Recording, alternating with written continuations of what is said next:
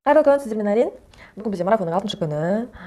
Видео түсірудемін. Бірақ менің подписчиктерім маған хат жолдапты. Сіз тек қана таңғы асыңызды, болмаса не оқып жатқаныңызды айтасыз, былай 3 күн бойы айттыңыз, бірақ әрекеттеріңізді көрген жоқпыз. Например, сіз медитация жасағаныңыз, кітап оқып жатқаныңыз, алғыс жазып жатқаныңыз, болмаса даже намаз оқып жатқаныңызда таңертең тұрасыз, бір күніңізді көре аламыз ба деген сияқты хат жазыпты. Иә, жақсы, мен сіздерге дүйсенбіден бастап көрсетейін бір күнімді, не жасаймын, не істеймін. Бірақ енді әр күнім деген күнде қайталанатын зат емес, ол белгілі мысалы 6-дан 9-ға дейін, 6-дан 8-ге дейін қайталанатын шығар күндегі. Бірақ одан кейінгі, например, мен бір күн басқа нәрсе жасауым мүмкін, бір күн үй жинауым мүмкін деген сияқты, бір күн кино көріп жататын шығармын. Ондай емес, мен күнде қайталанатын 6-дан 9-ға дейінгі іс әрекеттерімді сіздерге түсіріп жіберемін. Түсіріп, то есть ютубқа не инстаграмға салатын боламын. Так, мен кітабым вот Creative Personal Branding деп аталынады, Юрген Саленбахердікі. Мен қазір так, креативное мышление, как создавать возможности, то есть сол главаны бітірдім. Ол бітірген жайлы ол жерден оны қосып салатын боламын монтаждаған кезде.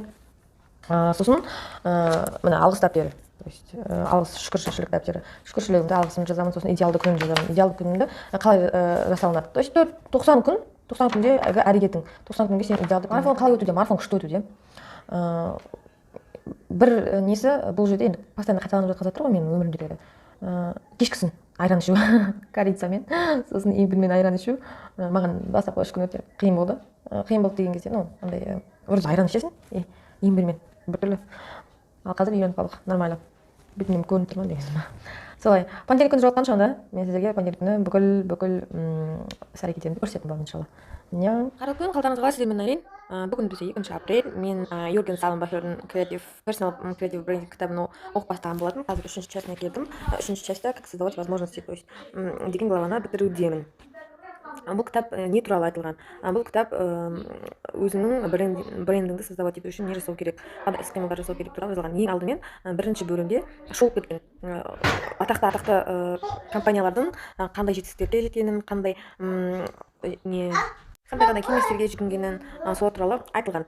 Бірақ менде мына қазіргі оқып жатқан создавать возможности деген бөлімде ең ұнағаны Эдвард де Боно деген жаңағы специалисттің адамдардың өмірін 3-ке бөлгені, яғни 0-ден 5-ке дейін неге, почему, возраст 6-дан 11-ге дейін неге жасамасқа, почему нет, да? Ал 11-ден 75-ге дейін, потому что, ну, өмір сондай деген мағынада, деген испанский ресторанның шеф-поварынан сұраған, креативность, креатив деген не деген кезде, ол көшірмеу, это отсутствие копирования, то есть көшірмеу керек деген фраза айтқан. Былай қарап отырсаңыздар, креативный адамның басқадан то есть көшірмейді. Ол өзінің миымен, өзінің жаңағы логикасымен, мышлениясымен жаңа нәрсе создавать етеді. Осы жайлы күшті айтылған екен. Кейінгі глава менде креативное мышление, то есть приманка для расширения круга клиентов, то есть сол болады, ол туралы да мәліметті сіздерге айтатын боламын.